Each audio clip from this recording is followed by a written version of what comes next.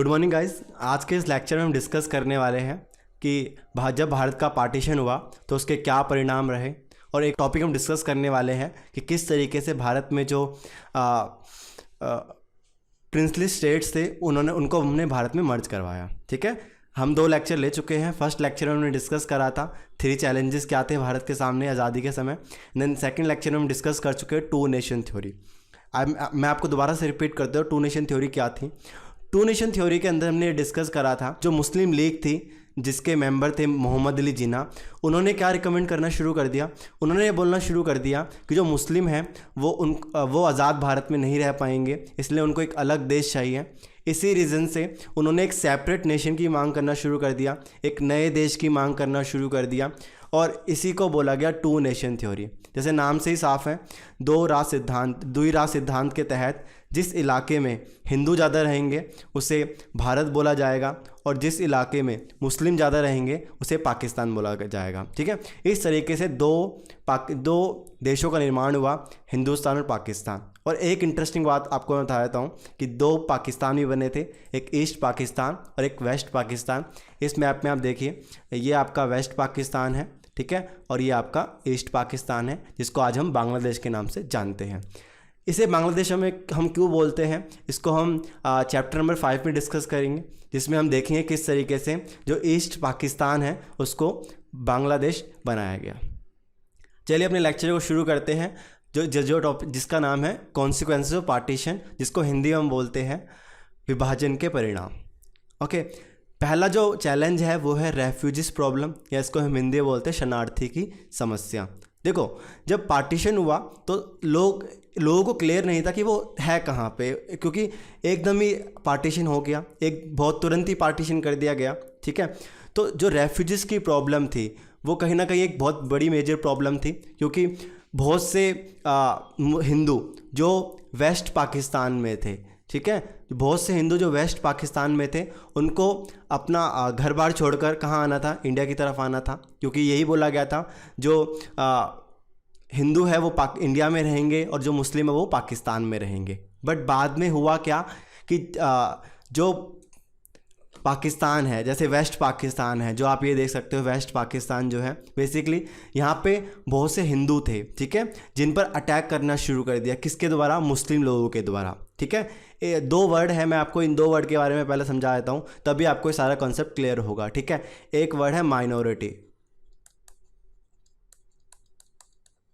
Minority मतलब होता है जो संख्या में कम होते हैं। ठीक है, जैसे आप इंडिया में देखो तो इंडिया में हिंदू जो है वो मेजॉरिटी में है, जबकि मुस्लिम क्या है, माइनॉरिटी में है, उनकी संख्या कम है। ठीक है, और अगला वर्ड है मेजॉरिटी।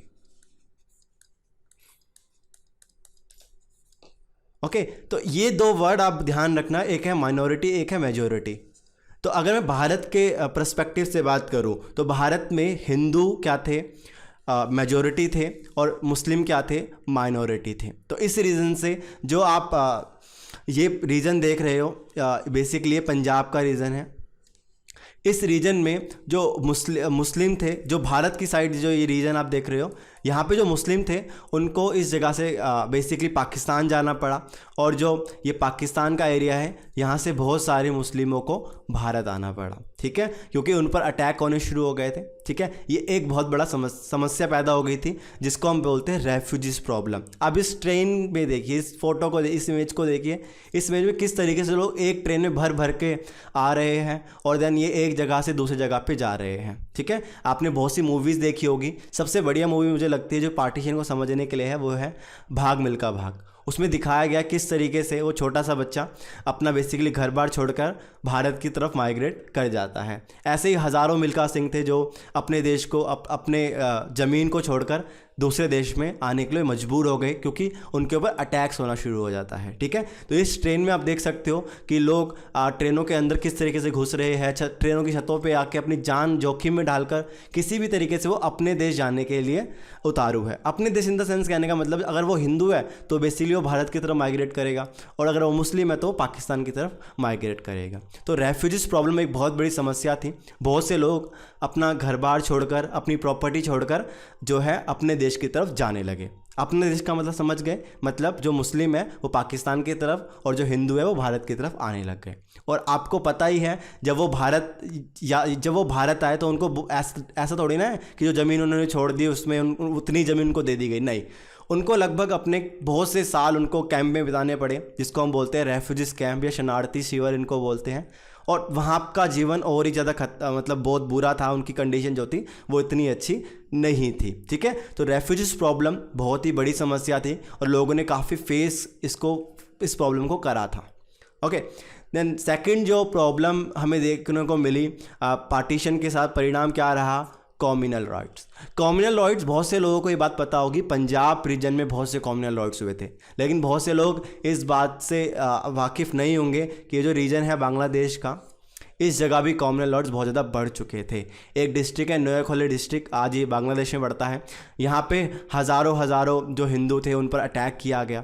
बेसिकली कहने का मेरा मतलब यहाँ पे ये है कि पूरे भारत में कम्युनल राइट्स बढ़ चुके थे। बेसिकली जो मेन सेंटर था कम्युनल राइट्स का वो आपका पंजाब था, ये पंजाब रीजन, यहाँ पे भारत का पंजाब रीजन पड़ता है। बेसिकली ये रीजन पंजाब रीजन, यहाँ पे बेसिकली कम्युनल राइट्स बढ़े। और सेकंड ये बांग्ला, ये जो बॉर्डर आप देख रहे हो यहाँ पे बेसिकली कम्युनल राइट्स होते हैं। यहाँ पे खासकर कलकत्ता में यहाँ पे बहुत सारे कम्युनल राइट्स देखने को मिले। और एक डेट और ध्यान रखना, ये क्वेश्चन एग्जाम में 1 मार्क्स का आ सकता है। 16 अगस्त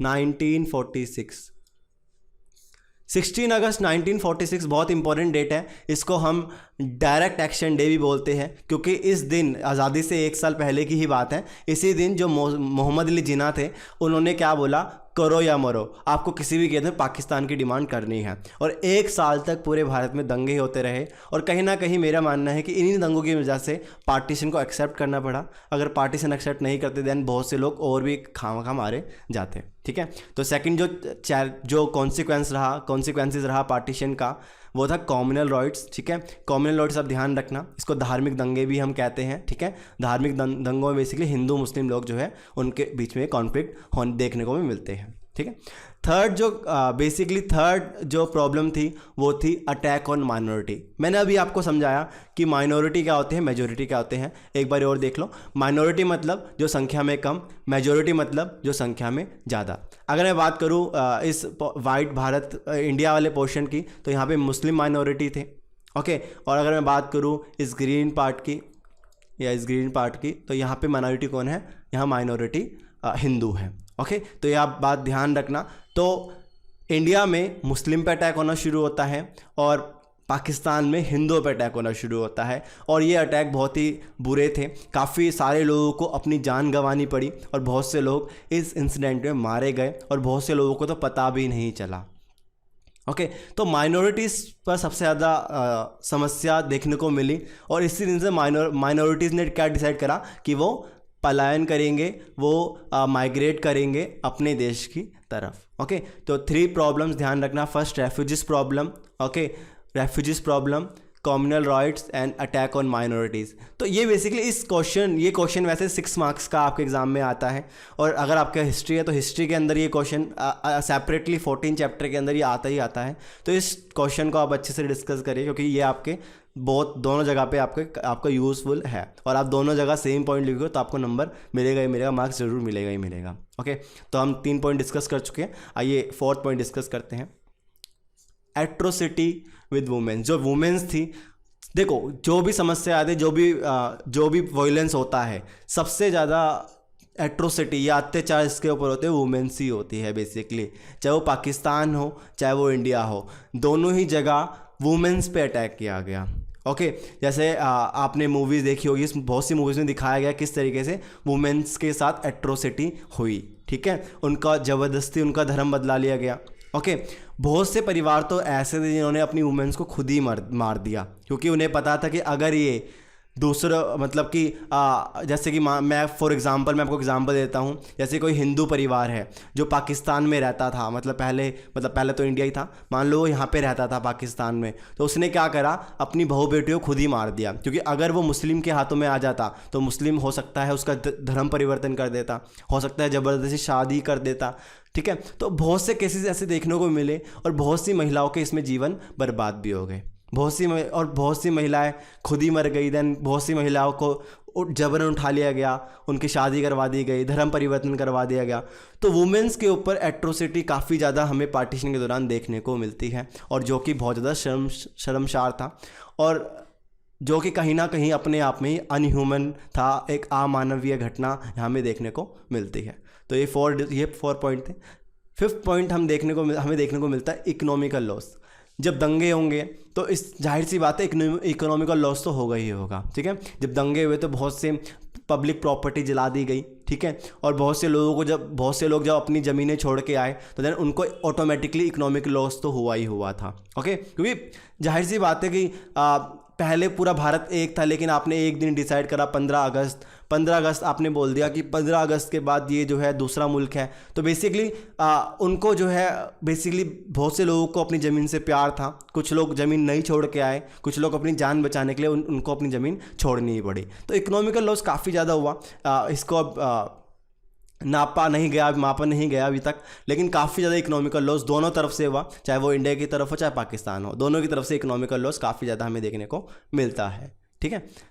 अगला है माइग्रेशन। मैं आपको बता ही चुका हूँ, लेकिन माइग्रेशन फिर भी एक अलग से आप पॉइंट लिखिए। माइग्रेशन का मतलब होता है कि जब लोग एक स्थान से दूसरे स्थान छोड़ के चले जाते हैं, देन लोगों ने अपनी जान बचाने के लिए वो एक स्थान से दूसरे स्थान वो जाने लग गए थे, ठीक है। और माइग्रेशन क्यों हो रहा था मैं आपको बता चुका हूँ, क्योंकि 2 नेशन थ्योरी के तहत ये बोल दिया गया था कि जो हिंदू है वो भारत में रहेगा और जो मुस्लिम है वो पाकिस्तान में रहेगा। इसलिए जब माइग्रेशन हो रहा था, जब लोग एक स्थान से दूसरे स्थान पर जा रहे थे, तो उसी दौरान हज़ारों लोगों को अपनी जान गंवानी पड़ी और बहुत से लोग मारे गए, ठीक है।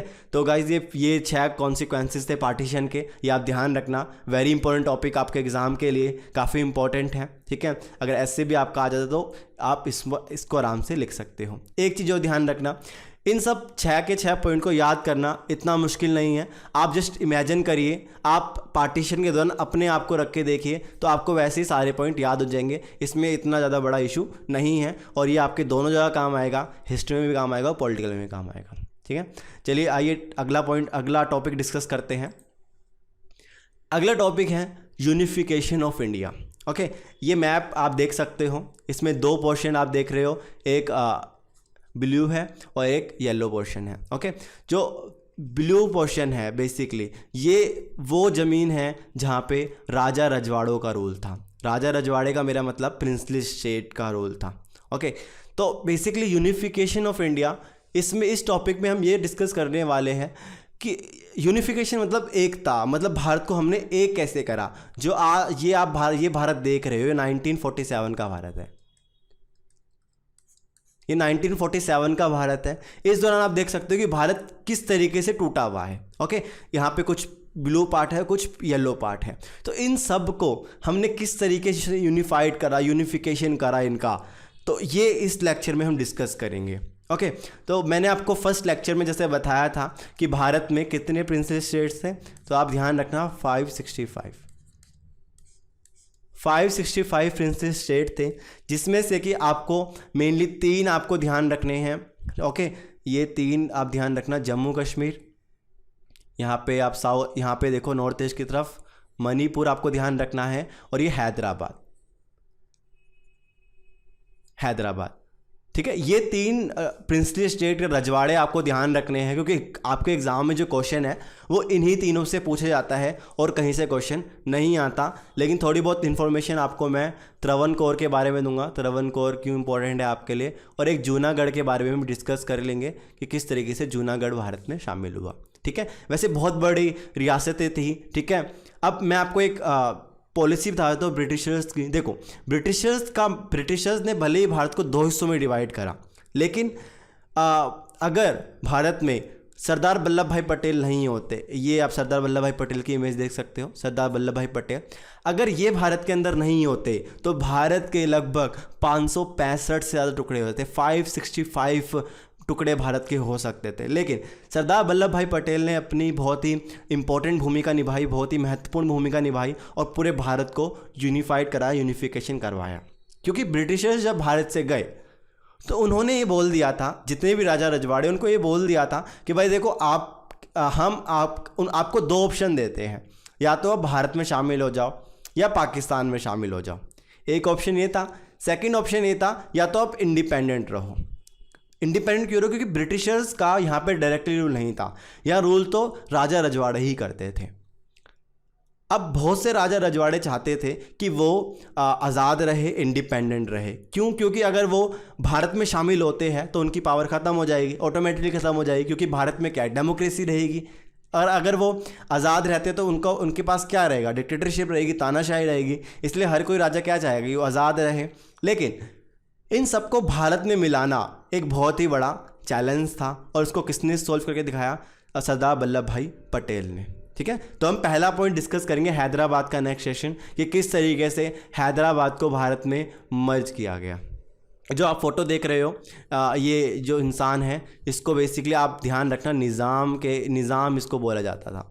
तो इसे निज़ाम कहा जाता है। निज़ाम एक पोस्ट का नाम है। जैसे बेसिकली मैं आपको एक छोटी सा था, तो ये क्वेश्चन एग्जाम में शायद 1 मार्क्स का पूछ सकता है कि जो हैदराबाद के अंदर राजा होते थे उनको निज़ाम कहते थे। ठीक है, वैसे इसका असली नाम बहुत बड़ा है, अगर आपको नोट करना नोट कर सकते हो, तो मीर उस्मान अली बहादुर। ठीक है, वैसे इतना रिलेवेंट नहीं है एग्ज़ाम के लिए, बट जो मीर उस्मान अली बहादुर थे, ये सेकेंड प्रिंसली स्टेट थी जिसने ये बोला था कि मेरे को इंडिपेंडेंट रहना है।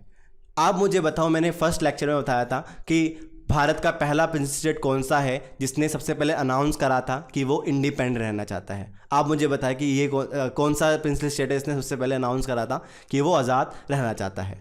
चलिए, तो निज़ाम, हैदराबाद के निज़ाम, जिसका नाम मीर उस्मान अली बहादुर है, इसने डिसाइड करा कि वो इंडिपेंडेंट रहेगा, वो आज़ाद रहेगा और वो भारत के अंदर शामिल नहीं होगा। निज़ाम के बारे में कुछ फैक्ट आपको बता देता हूँ। निज़ाम एक बहुत ही अमीर व्यक्ति था। इवन एशिया के अंदर सबसे अमीर व्यक्तियों में इसका नाम आता था।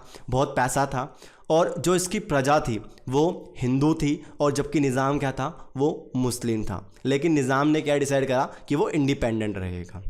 लेकिन वही है कि जो लोग चाहते हैं, जहाँ जिसकी तरफ लोग होंगे वही फैसला होता है।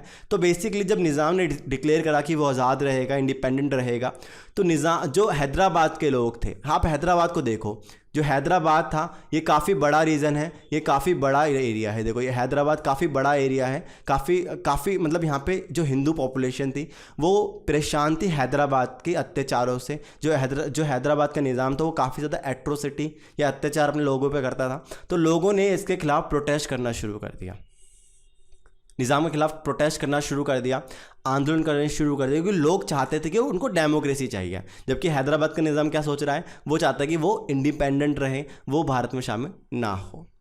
ठीक है, एक और इन्फॉर्मेशन, एक फैक्ट और बहुत इंपॉर्टेंट है जो निज़ाम से रिलेटेड आता है। तो पूछ सकता है निज़ाम की सेना का नाम क्या था, तो रज़ाकार। तो रज़ाकार बहुत ही इंपॉर्टेंट पॉइंट है, ये आपके एग्जाम में पूछ सकता है। तो रज़ाकार जो थे वो निज़ाम की सेना का नाम था। और रज़ाकार कुछ नहीं, जस्ट वो एक मिलिशिया थी जिसके पास हथियार थे, वेपन्स थे। ठीक है, एक आर्मी थी, एक तरीके से सेना थी। ठीक है, तो रज़ाकार काफ़ी ज़्यादा अत्याचार करते थे लोगों के ऊपर। ठीक है, तो जब हैदराबाद की प्रजा ने जब प्रोटेस्ट करा निज़ाम के खिलाफ, ओके, तो रज़ाकार ने क्या करा, इन लोगों पर हमला करना शुरू कर दिया, इन लोगों पर अटैक करना शुरू कर दिया, इन लोगों को मारना शुरू कर दिया। और जैसे ही इसका पता सरदार वल्लभ भाई पटेल को लगा, भारतीय सरकार को लगा, तो भारतीय सरकार ने तुरंत ही अपनी सेना भेजी, कहाँ पे, हैदराबाद। और इस हैदराबाद को चारों तरफ से घेर लिया, चारों तरफ से सेना भेज दी गई। और इस तरह, और कुछ ही हफ्तों में, इवन 5 दिनों के अंदर ही हैदराबाद के जो रज़ाकार थे उन्हें हथियार ढालने पड़े, और हैदराबाद भारत में शामिल होने के लिए तैयार हो गया। ओके, तो बेसिकली हैदराबाद को भारत में शामिल करने के लिए मिलिट्री का सहारा लेना पड़ा, जिसको ऑपरेशन पोलो कहा जाता है। आपके एग्ज़ाम में पूछ सकता है मे बी, तो आप याद रख सकते हो ऑपरेशन पोलो। ऑपरेशन पोलो के तहत हैदराबाद को भारत में मर्ज किया गया था। ये ध्यान रखना। और इसमें बेसिकली जो सरदार वल्लभ भाई पटेल थे, इनकी काफ़ी तारीफ़ करनी पड़ेगी। इन्होंने काफ़ी टाइम रहते डिसीजन लिया और यहाँ मिलिट्री भेजकर हैदराबाद को भारत में शामिल करा। ठीक है।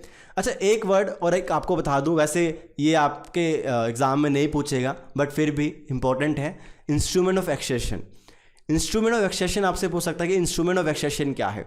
तो इंस्ट्रूमेंट ऑफ एक्सेशन वो दस्तावेज था जिस पर अगर राजा ने साइन कर दिया तो उसके बाद वो भारत में शामिल हो जाएगा। मतलब एक कॉन्ट्रैक्ट है between princely state and Bharat सरकार कि अगर प्रिंसली स्टेट ने इंस्ट्रूमेंट ऑफ एक्सेशन साइन कर दिया तो उसके बाद जो हैदराबाद, जो जितने भी प्रिंसली स्टेट हैं उनको भारत में शामिल होना पड़ेगा।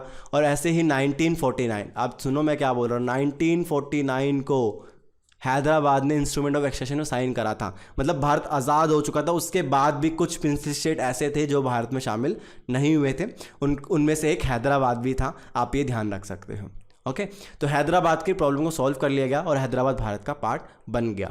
इससे रिलेटेड 4 नंबर का क्वेश्चन आपके एग्जाम में लास्ट ईयर पूछा गया है और ये एग्जाम इस चैप्टर का भी काफ़ी इंपॉर्टेंट क्वेश्चन है। ठीक है, तो ध्यान रखना, एनेक्सेशन ऑफ हैदराबाद या हैदराबाद का विलय कैसे हुआ, शॉर्ट में बता देता हूँ कि जो हैदराबाद का निज़ाम था, ठीक है, ये निज़ाम एक पोस्ट का नाम है। ठीक है, जो निज़ाम था वो भारत में शामिल नहीं होना चाहता था, वो उसने अपने आप को इंडिपेंडेंट डिक्लेयर करा, उसने आज़ाद घोषित करा अपने आप को।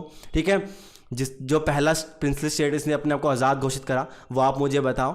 ठीक है, क्योंकि मैं इसको बता चुका हूँ अपने फर्स्ट लेक्चर के अंदर। ठीक है, फिर निज़ाम ने अपने आप को इंडिपेंडेंट डिक्लेयर कर दिया। उसके बाद वहाँ के जो लोग थे, हैदराबाद के जो लोग थे, उन्होंने प्रोटेस्ट कर दिया निज़ाम के ख़िलाफ़, क्योंकि वो डेमोक्रेसी चाहते थे, वो भारत में शामिल होना चाहते थे। इसी रीज़न से जो निज़ाम की सेना है, उसने जिस सेना का नाम क्या है, रज़ाकार। मोस्ट इंपॉर्टेंट, ध्यान रखना, काफ़ी एग्जाम में पूछा गया है। तो रज़ाकार जो थे, उन्होंने जो प्रोटेस्टर्स थे उन पर अटैक करना शुरू कर दिया, उन पर हमले करने शुरू कर दिए। जैसे ही निज़ाम की रज़ाकार ने लोगों पर हमला करना शुरू करा, तुरंत ही इंडियन आर्मी हैदराबाद की तरफ कूच कर देती है, एक तरीके से कूच कर देती है, अटैक कर देती है और हैदराबाद को कुछ ही चंद ही दिनों में हैदराबाद को भारत में शामिल कर लिया जाता है। बेसिकली ये फोटोग्राफ तब लिया गया था जब जो निज़ाम थे वो तैयार हो गए थे कि हाँ वो अब भारत में मिलने के लिए तैयार है। ये सरदार वल्लभ भाई पटेल के आगे देखो हाथ जोड़ रहे हैं और बेसिकली इस तरीके से हैदराबाद को भारत में शामिल कर लिया गया और ये बहुत ही बड़ी विक्ट्री थी। ओके, चलिए अगला पॉइंट डिस्कस करते हैं, मणिपुर। मणिपुर वैसे इतना रेलेवेंट नहीं है बट लेकिन फिर भी आपके एग्जाम पर्सपेक्टिव से इम्पोर्टेंट है। जो एनेक्सेशन ऑफ मणिपुर था, यहाँ पे कोई मिलिट्री एक्शन नहीं हुआ। पहली बात तो आप ये ध्यान रखो। मणिपुर कहाँ है आपका, देखो मणिपुर यहाँ पड़ता है, ये मणिपुर है। ओके, मणिपुर की लोकेशन नॉर्थ ईस्ट में सबसे बहुत इंपॉर्टेंट है मणिपुर। ओके, तो मणिपुर, आप चलो एक और क्वेश्चन आपसे पूछूंगा मैं, मणिपुर की कैपिटल क्या है वो आप मुझे कमेंट बॉक्स में बताओ कि मणिपुर की कैपिटल क्या है, ताकि आपकी थोड़ी जीके भी अच्छी रहे, क्योंकि ये इंपॉर्टेंट है, आपके स्टेट की कैपिटल आपको कम से कम पता होनी चाहिए। चलिए, तो मणिपुर के अंदर बेसिकली कॉन्स्टिट्यूशनल मोनार्की थी। ओके, देन कॉन्स्टिट्यूशनल मोनार्की क्या होता है, ये कौन सी नई टर्म है आपके लिए। देखो मैं आपको थोड़ा क्लियर कर देता हूँ। कॉन्स्टिट्यूशन मोनार्की के अंदर क्या होता है, जहाँ पे राजा का शासन भी होता है और वहाँ पे कुछ बेसिकली संविधान भी होता है, लोगों के अधिकार भी होते हैं, थोड़ा लिबरल होता है, लेकिन वहाँ पे डिक्टेटरशिप होती है, तानाशाही होती है, यहाँ पे राजा का रूल होता है और लेकिन वहाँ पे लोगों के अधिकार भी होते हैं। तो मणिपुर के राजा चाहते थे कि वो भारत में शामिल ना हो, वो एक इंडिपेंडेंट स्टेटस रखे। लेकिन जो मणिपुर के अंदर लोकल पार्टी थी, जैसे कि मेन पार्टी थी कांग्रेस, उन्होंने राजा पर मतलब एक प्रेशर बनाया, राजा को एक तरीके से दबाव डाला राजा के ऊपर कि भाई आपको इलेक्शन कर लोगों से पूछना चाहिए, ठीक है, कि लोग किस तरफ जाना चाहते हैं, क्या लोग डिक्टेटरशिप चुनेंगे या लोग भारत में शामिल होना चाहते हैं। तो जो मणिपुर के राजा थे बोध चंद्र सिंह थे, तो वो हिंदू रूलर और देन प्रजा भी हिंदू, मोस्टली हिंदू ही थी। तो बोध चंद्र सिंह ने डिसाइड करा ठीक है हम यहाँ पे एक रेफरेंडम कराते हैं। रेफरेंडम एक तरीके से चुनाव ही हम कह सकते हैं, बट यहाँ पे कोई पॉलिटिकल पार्टी को हम नहीं चुनते, जस्ट यहाँ पे रेफरेंडम में कुछ एक क्वेश्चन होता है, उसका सोल्यूशन मांगा जाता है। तो मणिपुर के अंदर रेफरेंडम कराया गया, एक तरीके से इलेक्शन कराया गया, लोगों से पूछा गया। ओके, लोगों से पूछा गया लोगों को भारत में रहना है कि मणिपुर को एक इंडिपेंडेंट स्टेटस डिक्लेयर करना है। तो बेसिकली 99 मैं बहुत बड़ा आंकड़ा है ये, 99% लोगों ने क्या डिसाइड करा कि वो भारत में शामिल होंगे, वो भारत का पार्ट बनेंगे। तो इस तरीके से जब 99% लोगों ने ही बोल दिया है कि वो भारत का पार्ट बनेंगे, तो राजा की क्या हिम्मत, राजा कुछ नहीं कर सकता। देन इस तरीके से मणिपुर को भी भारत में अनेक्स कर लिया गया। बट एक क्वेश्चन जो आपके एग्जाम पर्सपेक्टिव से बहुत इंपॉर्टेंट, एक फैक्ट बेसिकली बता देता हूँ। मैंने आपको बताया था यूनिवर्सल अडल्ट फ्रेंचाइज, या इसको हम हिंदी में बोलते हैं सार्वभौमिक वयस्क मताधिकार। तो यूनिवर्सल अडल्ट फ्रेंचाइज के तहत यहाँ पे सबसे पहले इलेक्शन हुए थे। मैंने आपको बताया था 1940 जब हमारा संविधान बना था, तो उस दौरान हमने जो एज थी वो कितनी रखी थी, 21। बट 1989 के बाद इस डेट को कम कर कितना कर दिया गया, 18। ये भी आप ध्यान रख सकते हो, इम्पोर्टेंट है। तो मणिपुर पहला स्टेट बना जहाँ पे हमने यूनिवर्सल अडल्ट फ्रेंचाइज का यूज़ किया और इसको भारत में शामिल किया। तो ये टॉपिक आप ध्यान रखना। तो हम अब तक अपना पहला टॉपिक डिस्कस कर चुके हैं, 3 challenges. Then second topic 2 nation theory, third topic consequence of partition, and fourth topic unification of India. तो 4 टॉपिक हम डिस्कस कर चुके हैं। हमारे पास एक लास्ट टॉपिक बचा है SRC के ऊपर, या इसको हम हिंदी में बोलते हैं राज्य पुनर्गठन आयोग, और इंग्लिश में इसको बोला जाता है स्टेट रीऑर्गेनाइजेशन कमीशन। इसको हम डिस्कस करेंगे अपनी लास्ट वीडियो में, ठीक है। तब तक के लिए आप रिवाइज करते रहे, पढ़ते रहे। Okay, thank you.